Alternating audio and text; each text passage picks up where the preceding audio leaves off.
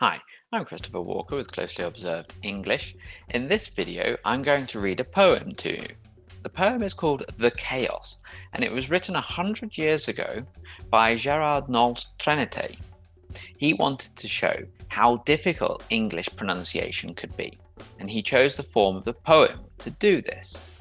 The spelling in English and its pronunciation is very difficult at times, and I want to look at this poem to see what he means. But I'm also going to help you understand that actually English pronunciation is not as scary as this poem makes it seem. As I read the poem, I will pause for a moment before each slide begins so that you can read the text.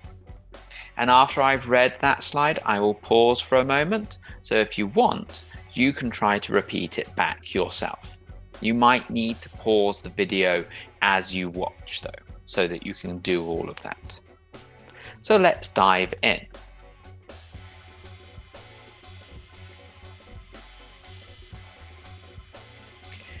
Dearest creature in creation, studying English pronunciation, I will teach you in my verse.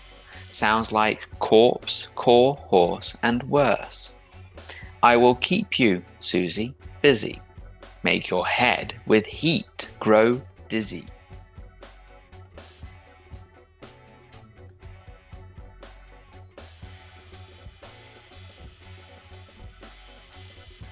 Tear in eye your dress will tear, so shall I. Oh, hear my prayer. Just compare heart, beard, and herd, dyes and diet, lord and word, sword and sward, retain and Britain. Mind the latter, how it's written.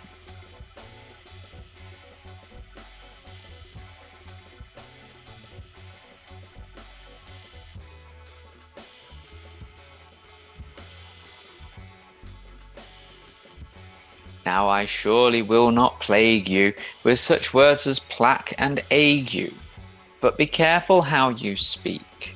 Say break and stake, but bleak and streak. Cloven, oven, how and low, script, receipt, show, poem and toe.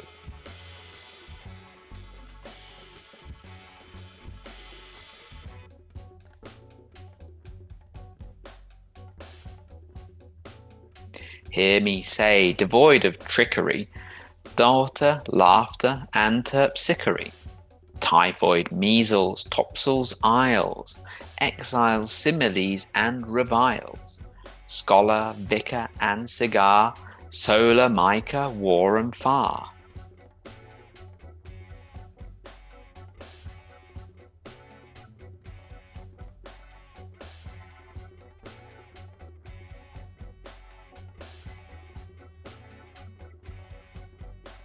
One anemone, balmoral, kitchen, lichen, laundry, laurel. Gertrude, German, wind and mind. Scene, Melpomene, mankind.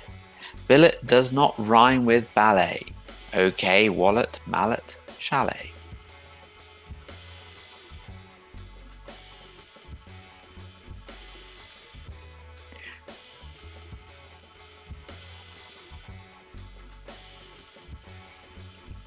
Blood and flood are not like food, nor as mould like should and would. Viscous viscount, load and broad, toward, to forward, to reward. And your pronunciation's okay when you correctly say croquet.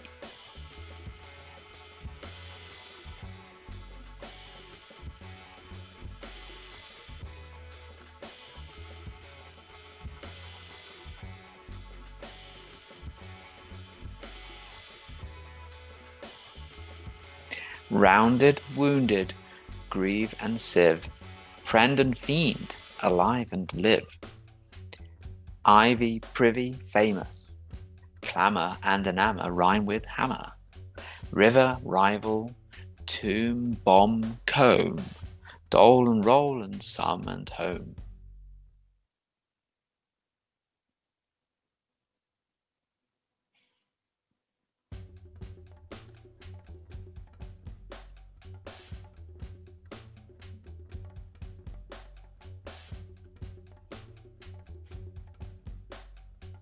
Stranger does not rhyme with anger, neither does devour with clangor. Souls but foul, haunt but aren't, font, front, want, grant and grant. Shoes goes does. Now first say finger, and then say singer, ginger, linger.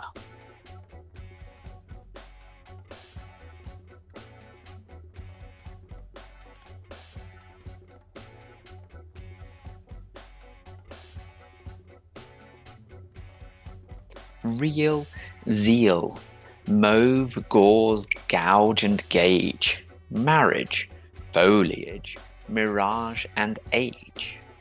Query does not rhyme with very, nor does fury sound like bury. Dost lost post, and doth cloth loath, job, knob, bosom, transom, oath.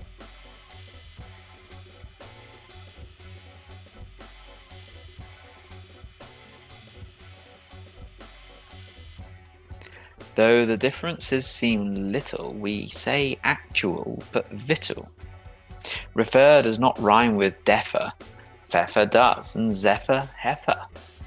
Mint, pint, senate, and sedate, dull, bull, and George ate late.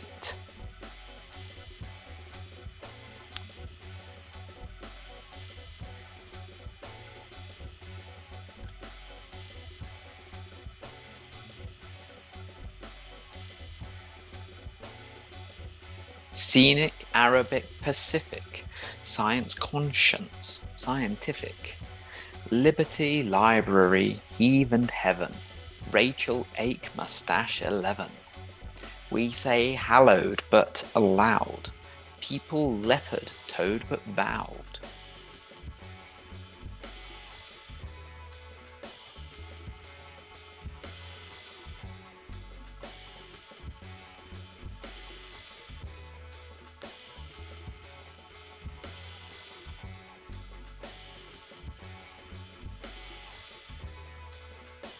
Mark the differences, moreover, between mover, cover, clover. Leeches, breeches, wise, precise, chalice but police and lice. Camel, constable, unstable, principal, disciple, label.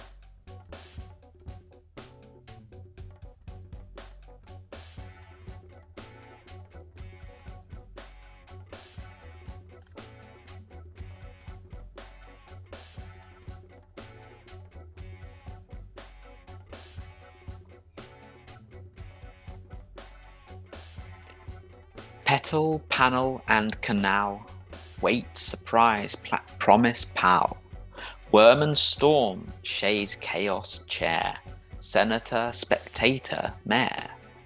Tor but hour and succor for, gas, alas, and Arkansas.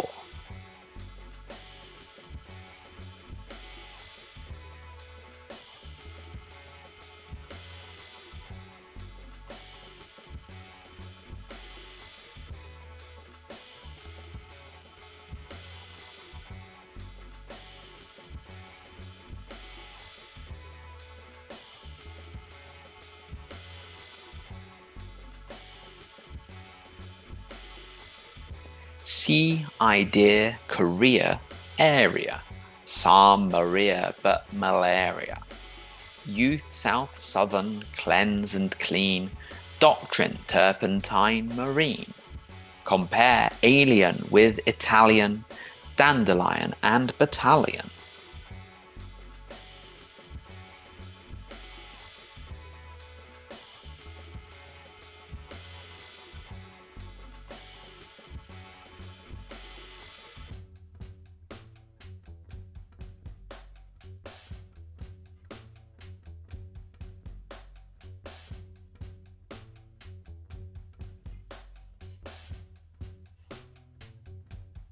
Sally with ally, yea and ye.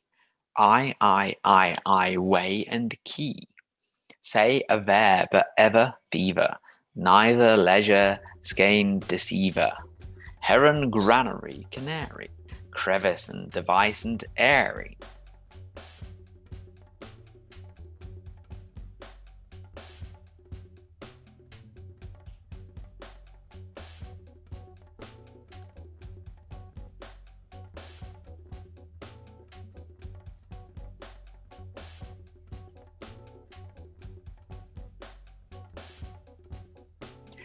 face but preface, not a face. Phlegmatic, ass glass base. Large but target, gin give virgin. Ought out joust and scour, scourging. Ear but earn and wear and tear do not rhyme with here but air.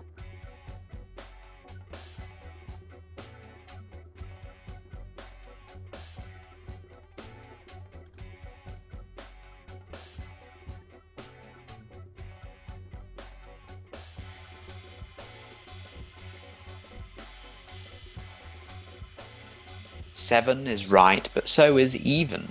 Hyphen, roughen, nephew Stephen. Monkey, donkey, Turk and jerk.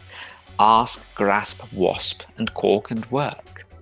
Pronunciation, think of psyche, is a paling, stout and spiky.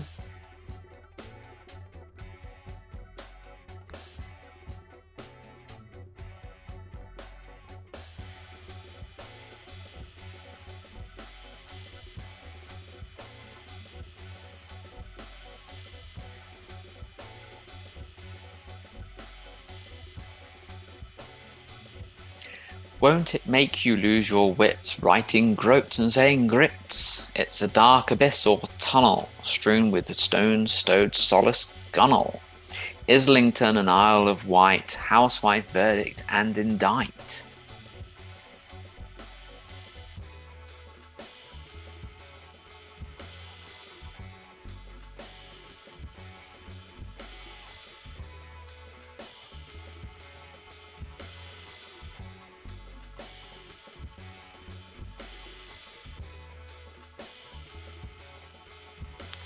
Finally, which rhymes with enough?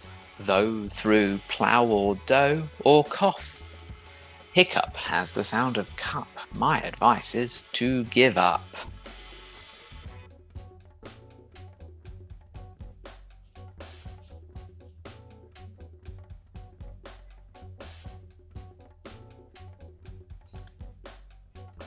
So that's the end of this version of the poem.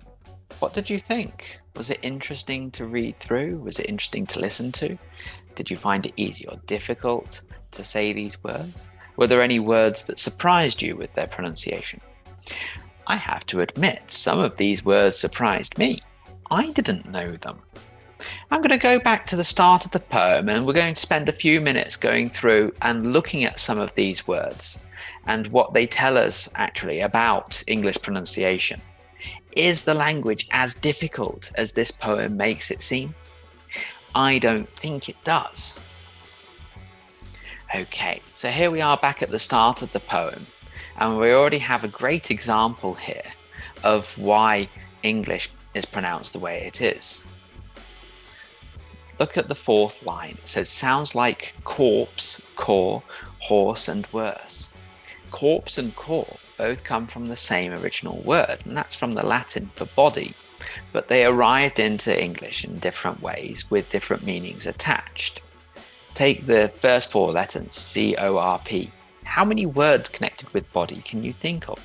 We've got corpse, which is a dead body. We have corps, which would be, for example, in the army, a group of people or bodies, the body of the army. Can you think of any more? Another one you might have thought of was corporation, which is a business or a company where people come together and work. So generally, when we see C-O-R-P, those four letters, we say them. It's only in the army that it becomes irregular. And with military vocabulary, especially in the Navy, more than the army, I would say, there are lots of different pronunciations or irregular pronunciations. For example, in French, we might say lieutenant with the spelling lieutenant, but in English, a lot of people say lieutenant. That's just something that came about over time and with changes to pronunciation in that area. So it was the people who used the word that changed the pronunciation so that it was more what they wanted. And that pronunciation then stuck and became adopted more generally. We'll see other examples of that as we go through.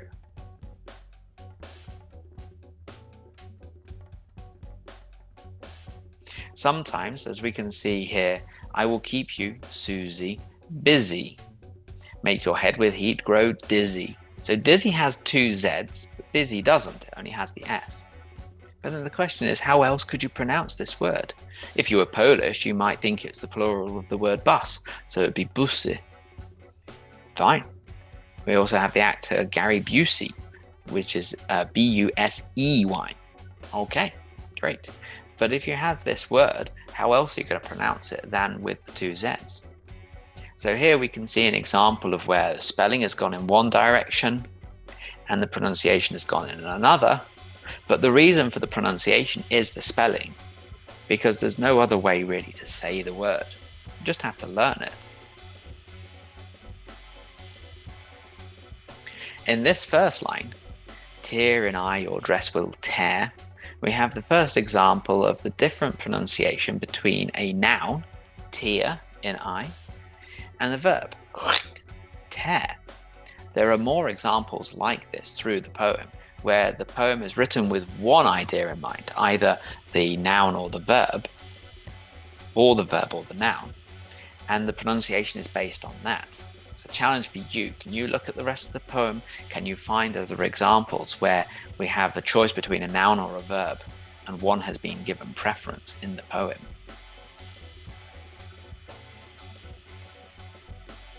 So a lot of these words are irregular, okay, but they come from different places. So for example, heart, you can imagine it originally being spelled without the E, so it's heart, H-A-R-T. Beard and herd, these are variations over time. The English language went through something that we call the great vowel shift. And it took about 100-200 years, but over that time the spellings more or less stayed the same, but the way people said the words, especially the vowels, changed. And you can still hear this, in fact, because during the great vowel shift, people left Britain and they went to places like America, Canada, the USA. So when you hear those regional varieties of Canadian English, where people say a boot or in their house, forgive me Canadians who are watching this, that pronunciation occurred at a particular time in English history, but the vowel shift was occurring at that time and the sounds were changing. Now we come to an interesting couplet here. Now I surely will not plague you with such words as plaque and ague. Now this is where I have to hold my hand up. I didn't know how to pronounce ague. Recently I've been reading a book by Edgar Allan Poe, which is quite an old text. And one of the characters has some sort of illness, and that's the word used to describe it. And I thought it was ag or age, thinking like plague, so ague maybe. The first time I tried this poem, I got it wrong. I had to check in a dictionary. You might have to check in a dictionary too when you find new or unfamiliar words. That's just the way it is. A lot of the time you can make a good, informed guess. You can hope that the pronunciation follows regular patterns, and usually it does. But sometimes it doesn't. However, this poem is built to help you. It shows how difficult English pronunciation can be, but it also shows you a great way of learning it and remembering it. These are rhyming couplets. So if you look at one line and how it ends, the next line ends with the same sound. So I surely will not plague you, ague is there. It's in that sound at the end of that line. That's a big help in remembering some of these irregular pronunciations. This is also how we know how early English was pronounced. There's so much poetry from the time. Shakespeare is a good example. Shakespeare wrote sonnets that had rhyming couplets. So if you look at the rhyme, you can see how those words would have been pronounced at the time. It's really fascinating how the language has shifted over the years. And yes, we have a lot of other irregular spellings and pronunciations here, but these words came from different places, and when things come from different places, they tend to sound different.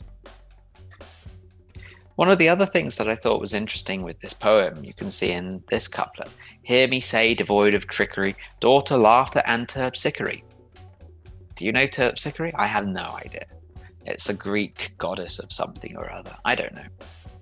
But when this was written in 1920, the world was a different place, and British culture and the British educational system, maybe even the European educational system, was very different. And you were expected to know your Greek and Roman myths and the gods and goddesses. People would have used Latin more at school. They would have learned ancient Greek if they went to Oxford or Cambridge or Eton or somewhere like that. So saying terpsichore back in 1920 to the audience likely to read this poem, people would have been like, oh yes, you remember terpsichore? Wonderful. We don't anymore. Sometimes we have names or words and they come from different places.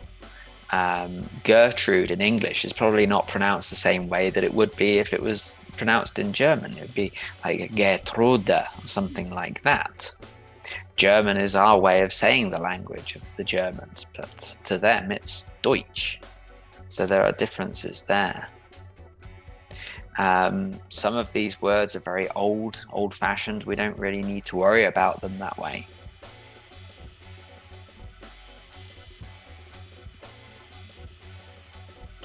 The word viscount is similar to a lot of the language of the military. The language of the aristocracy was definitely informed by French. And over time, these things shifted one way or another. There's a castle near to where I grew up in England, and you can look it up on Google. It was written as Belvoir Castle. So when my school said we're going to this place, I looked at it on the prospectus. I thought Belvoir, which means like good sea or something like that. I thought, oh, Belvoir. But I was really confused because the teacher kept on talking about how we're going to Beaver Castle. I thought, beaver? You mean like the animal that makes a dam in the river, beaver? But we're going to Belvoir. I could not get the two together. But Belvoir, because it's French, would not have been pronounced Belvoir necessarily, certainly not by English people listening to French speakers. So over time, the English pronunciation was like a bad impression of the French. And we find that with things like viscounts just here. Probably croquet as well. So here we have a lot that show the differences of vowel combinations. These are things basically you would have to learn. And don't worry if you make a mistake, because a lot of people make mistakes with these sort of things. Notice though at the end, river, rival, tomb, bomb, comb. We have 3 examples of the silent B, but the B helps you understand that the vowel earlier is going to be a little bit irregular. You need to think a little bit harder about the word that you say. Here we have a couple of examples, well, at least one example here, and we've had them elsewhere, of how this poem was written at a time, the 1920s, when people were expected to speak English with received pronunciation. This is the Queen's English, and one is not amused, that sort of thing. My goodness, that sounded like Peter Lorre more than the Queen, didn't it? Yes. So, for example, souls but foul, haunt but aren't. Well, you could say ant. People do say, I've got an ant in the north. It's fine. We've got grant, but it could be grand. Grant, but it could be grant. So again, a lot of the pronunciation seems irregular, but only if you're going with the received pronunciation. Some of these sounds are much more natural if you go with a dialect version of the word. And why not? Again, here we've got some examples of words that come from other languages and therefore have different pronunciations. And in the last couplet, we've got quite a lot of words like dost and doth that we just don't use anymore. They've kind of died from the language. They've fallen from use. Some more words here that I didn't know how to pronounce. I've always said victual. So when I said, oh, we say actual but victual, that's almost the same, isn't it? Well, again, it was a word that I'd only ever read. If you've learned a word through reading, it's not your fault if you don't know how to pronounce it. It might not have been a clue in the text. So we say actual but victual. I think that's right. There's a word here, pfeffer, that I don't think even exists. There's a big discussion on the internet about what it means and what it refers to. It could just be there to finish the line. Couldn't think of anything else. Some more here that show where the words have come from, and therefore this reflects in their pronunciation, which is fine. I know that you can't look at the word science and think that the next one must be conscience. It's conscience. It's unfortunate that it doesn't follow a regular pattern, but actually there are not as many words that follow these irregular patterns as you might think. Once you've learned some, you'll find that you've learned enough to get by on. You don't need to know every irregular pronunciation, because let's be honest, a lot of these words you'll actually only ever read. You won't have to say them, and that makes a big difference. When we look at this couplet, mark the differences, moreover, between mover, cover, clover.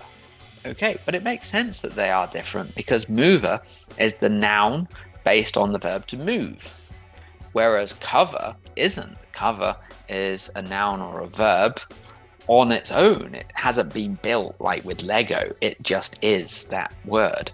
So that would explain, to a large extent, why there's a difference in pronunciations there. More here just to trip you over. I don't know why Arkansas is pronounced this way, but then you have Kansas. Probably there's a French influence there. Parts of the USA were French for a long time, so maybe there's a reason for it there. We have other French words here that have come through. Malaria is an interesting one because it actually explains what was thought to be the illness in the first place. Now we know that malaria is a virus and it's transmitted through infected blood carried by mosquitoes, but at the time a lot of people did a kind of cause and effect relationship with the quality of the air in different places.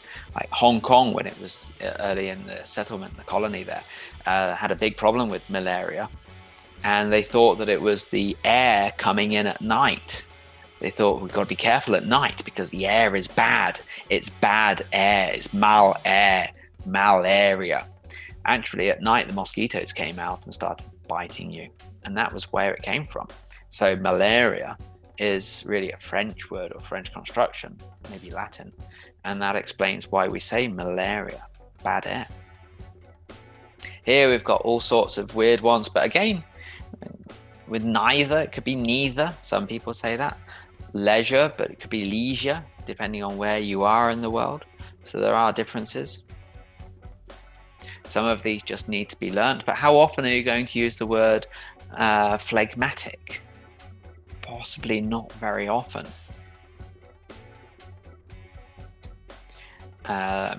Again, a collection of words here that you just kind of learn if you need them.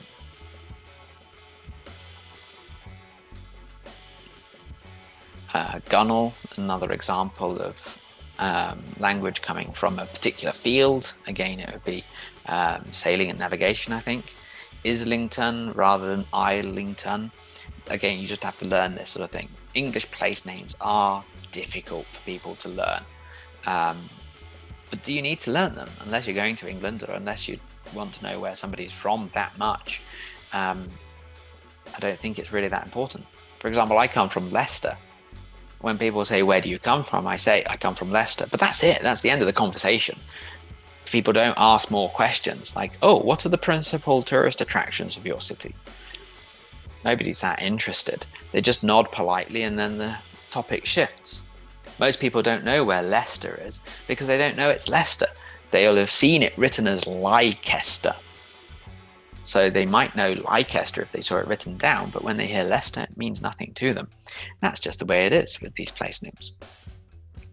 And then, yes, we can come to the end. I made a video elsewhere talking about these OUGH endings, and they are rather irregular.